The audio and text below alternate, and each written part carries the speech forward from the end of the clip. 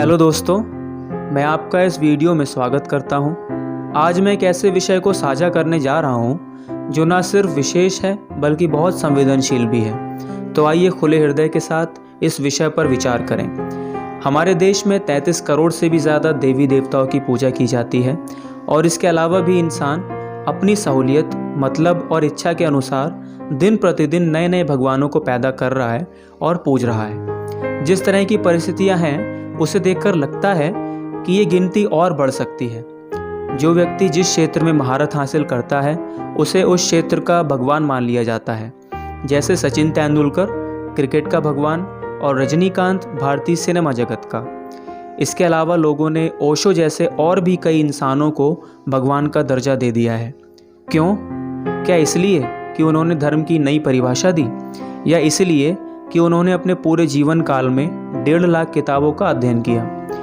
भारतीय दर्शन के अनुसार भगवान शब्द भग धातु से बना है, जिसके कुल 6 गुण हैं। ऐश्वर्य अर्थात धन, वीर्य अर्थात पुरुषार्थ, स्मृति अर्थात चेतना, यश अर्थात प्रसिद्धि, ज्ञान अर्थात समझ और सौम्यता अर्थात शिष्टता। जिस व्यक्ति में ये 6 गुण हैं वह भगवान है। लेकिन पुराण और उपनिषद कुछ और कहते हैं। जैसे विष्णु पुराण 6:5-74 कहता है भगवान के 6 गुण हैं, पर वहीं दूसरी ओर भागवत 1:18-14 के अनुसार भगवान के गुण अनंत हैं जिनको कोई गिन नहीं सकता। और फिर छंदोम्य उपनिषद 8:1-5 के अनुसार भगवान के 8 गुणों के बारे में बताया गया है। जैसे अपहत पापमा, विजरो, विमृत्यु, विरशोको, विजिधत्सो, अपिपासः, सत्यकामः और सत्य संकल्पो, जिनका की अर्थ है जो धर्म और अधर्म से अछूत हो, जिसे बुढ़ापा ना आए, न मृत्यु, न शोक, न भूख, न प्यास, पर सत्य की कामना रखने वाला और सच्ची प्रतिज्ञा वाला। ये भगवान के 8 गुण हैं। इस दुनिया के दूसरे सबसे बड़े मजहब इस्लाम के अनुसार भगवान शब्द के लिए जिस अरबी भाषा के शब्द का प्रयोग हुआ है वह है अल्लाह। आमतौर पर मुस्लिम और अरबी ईसाई अपने ईश्वर के लिए इसी अरबी भाषा के शब्द का प्रयोग करते हैं। अल्लाह शब्द अरबी भाषा के 2 शब्दों से मिलकर बना है, अल प्लस इलाहा, जिसका की अर्थ है एक खुदा। कुरान की शुरुआती पंक्तियां यह बताती हैं बिस्मिल्लाहिर्रहमानिर्रहीम, अर्थात अल्लाह के नाम से शुरू करता हूँ जो दयालु और कृपाशील है। कुरान के पहले अध्याय सूरा अल फातिहा में लिखा है अल्हम्दुलिल्लाह रब्बिल आलमीन अर्रहमानिर रहीम, जिसका अर्थ है सारी प्रशंसा उस ईश्वर के लिए है जो सारे जगत का रब, पालनहारा, दयावान और कृपाशील है। फारसी भाषा में भगवान को खुदा, अंग्रेजी में गॉड, अरबी में अल्लाह और हिंदी में भगवान या ईश्वर जैसे नामों से पुकारा गया है। पर इन अलग अलग भाषाओं के नामों में एक गहरा अर्थ छिपा हुआ है। अगर भारतीय दर्शन को ग्रीस में लागू किया जाए तो एक और ऐसा महान व्यक्ति भगवान की उपाधि ले सकता है जिसने सारे संसार पर विजय पाई, ईश्वर का पुत्र कहलाया, राजाओं का राजा कहलाया। उसके लिए भविष्यवाणियां हुई। बचपन में ही उसने अपने कामों से सबको आश्चर्यचकित कर दिया और महज 33 साल की उम्र में वह मर गया। कौन था वो? वो था सिकंदर महान, यानी अलेक्जेंडर द ग्रेट। इनको भगवान ज़्यूस का बेटा कहा जाता था। अद्भुत तरीके से इनका जन्म हुआ। 10 साल की उम्र में इन्होंने ब्यूसेफिलिस नामक एक ऐसे ज़िद्दी घोड़े को अपने काबू में कर लिया जो कि सबके बस से बाहर था। 16 साल की उम्र में खुद के बल पे अपना पहला युद्ध जीता। इनको फिरौन की उपाधि दी गई, मक्की दुनिया के राजा की उपाधि दी गई, एशिया का प्रभु कहा गया, फारस का शहनशाह कहा गया, भारत आए, महान योद्धा पोरस को हराया। वापस जाते समय बेबीलोन में मलेरिया नामक बीमारी से इस भगवान के बेटे की मौत हो गई। वह एक अच्छे योद्धा तो थे, पर क्या उन्हें भगवान कहना ठीक है?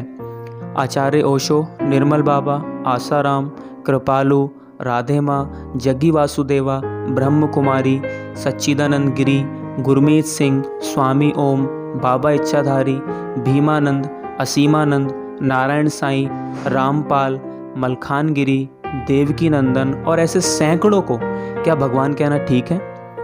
भले ही ये लोग खुद को भगवान नहीं कहलाते हों, पर उनके अनुयायी उन्हें भगवान मान चुके हैं।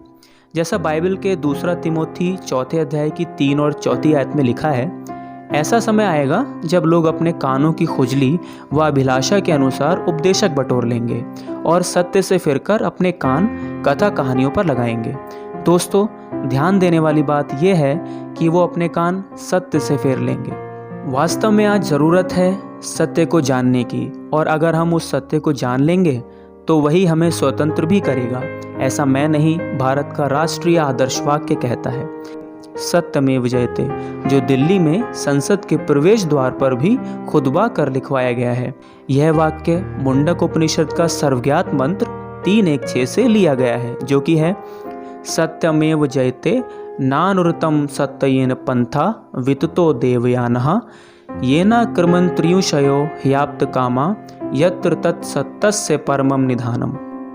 जिसका की अर्थ है सत्य की ही जय होती है, ना कि असत्य की। यही वह मार्ग है जिससे होकर आप्तकाम संत जीवन के चरम लक्ष्य को प्राप्त करते हैं, अर्थात मोक्ष या उद्धार को। मैं जानता हूँ कि सिकंदर की कहानी से आपको एक दूसरे व्यक्ति की याद ज़रूर आई होगी, और यह व्यक्ति है यीशु मसीह, जिसके लिए 351 से भी ज़्यादा बार भविष्यवाणियाँ की गई, जो सारी पूरी भी हो गई।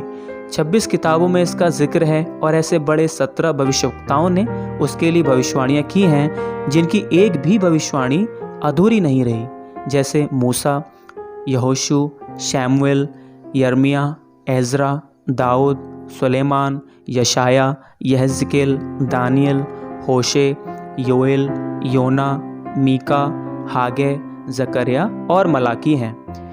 यशाया भविष्यवक्ता ने यीशु के जन्म से 800 साल पहले ही भविष्यवाणी की थी, सुनो, एक कुंवारी गर्भवती होगी और पुत्र जनेगी और उसका नाम इमैनुएल होगा, जिसका अर्थ है कि परमेश्वर हमारे साथ, और हमारे लिए एक बालक उत्पन्न हुआ, प्रभुता उसके कांधे पर होगी, उसका नाम अद्भुत युक्ति करने वाला, पराक्रमी परमेश्वर, अनंत काल का पिता, शांति का राजकुमार रखा जाएगा। उसकी प्रभुता सदा बढ़ती रहेगी और उसकी शांति का अंत ना होगा, और वो दाऊद की राजगद्दी को इस समय से लेकर सर्वदा के लिए न्याय और धर्म के द्वारा स्थिर किए और संभाले रहेगा। यूहन्ना 8:32 के अनुसार ये वही सत्य है जिसने हमें स्वतंत्र किया है, क्योंकि लिखा है, तुम सत्य को जानोगे और सत्य तुम्हें स्वतंत्र करेगा। यीशु ने मुर्दे जिलाए, पानी पर चला, 5 रोटी से हजारों को खिलाया और सारी दुनिया को जीत लिया, तलवार या युद्ध के बल पर नहीं, बल्कि प्रेम और त्याग के बल पर। जिन पशुओं का बलिदान पाप क्षमा और पश्चाताप के लिए किया जा रहा था, उन सारे बलिदानों को यीशु ने अपने ऊपर ले लिया, जिसके बाद फिर मनुष्य को किसी और बलिदान की ज़रूरत ना पड़े। और यूहन्ना 3:16 के अनुसार ये बलिदान सारे जगत के लिए था। जो कोई भी उस पर विश्वास करे वह नष्ट नहीं होगा, बल्कि अनंत जीवन पाएगा। यीशु 3 दिन बाद अपने कहे अनुसार जीवित हो गए और आज भी हैं, और उनका वायदा है कि वे हमेशा हमारे साथ हैं। इसलिए यहूदी भी जिस ईश्वर को मानते हैं, उसने निर्गमन की पुस्तक 3 अध्याय की 14वीं आयत में मूसा को अपना नाम यहावे बताया है, जिसका की अर्थ है मैं हूँ, या मैं जो हूँ सो हूँ। यूहन्ना 8वें अध्याय की 58वीं आयत में यीशु ने भी खुद को इसी नाम से दर्शाया है, और यूहन्ना 1 अध्याय के 1 और 14वें पद के अनुसार यावे ही यीशु है, अर्थात यीशु वही परमेश्वर है, अल्फा और ओमेगा है, सर्वव्यापक है, सर्वज्ञानी है, सर्व सामर्थी है, पवित्र है, सनातन है, सृष्टिकर्ता है, देहधारी है और अनंत जीवन देने वाला है। कितने ही ऐसे लोग हैं जिन्होंने यीशु पर विश्वास किया और उसकी उपस्थिति और आश्चर्य कर्मों को अपने जीवन में देखा है और नया जीवन पाया है, क्योंकि यीशु के नाम का अर्थ ही है यहावे उद्धारकर्ता या यहावे बचाता है। हालेलुया।